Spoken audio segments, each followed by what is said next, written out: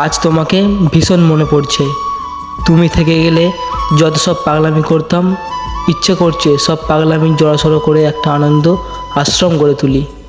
বাইরে মুষলধারায় বৃষ্টি নেমেছে, ইচ্ছে করছে উঠোনে নেমে আঁচল ধরে ময়ূরের পাখন মেলে নাচ করি।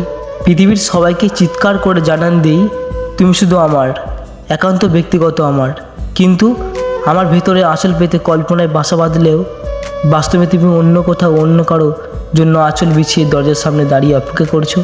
তোমাকে মনে পড়া আমার জন্য আজ পাপ হয়ে দাঁড়িয়েছে। তোমাকে মনে পড়ার সকল বারণ এসে হাজিরা দিচ্ছে। তুমি আমার নও, তুমি আর আমার নেই। তোমার শাড়ির আঁচলে মুখ লুকিয়ে দুঃখ মুছে নেওয়ার কপালে কলঙ্ক রটেছে। সেই যে আমার বাড়ির উঠানে আম গাছের মগডালে দুষ্টু কাক ডাক দিল, সেই থেকে তুমি আমার ব্যক্তিগত তুমি থেকে ব্যক্তিগত দুঃখ শব্দ বোমা হয়ে গেলে। এক পায়ে দাঁড়িয়ে যেমন দৌড়ে সুতো ছেঁড়া ঘড়ির পিছন পিছন ছুটে গেলে যেমন উল্টে পড়ে যেতে হয়, তোমাকে মনে পড়লে আমি তেমন উল্টো পাল্টা হয়ে যাই।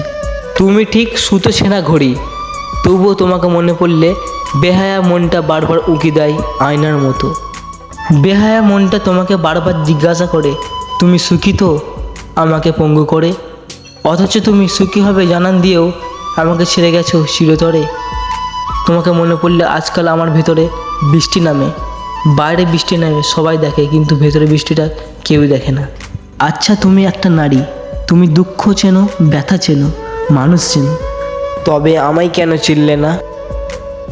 আমার এই ছোট্ট গল্পটা এখানেই শেষ হলো। গল্পটা ভালো লাগলে প্লিজ লাইক, কমেন্ট, শেয়ার এবং সাবস্ক্রাইব করতে ভুলো না।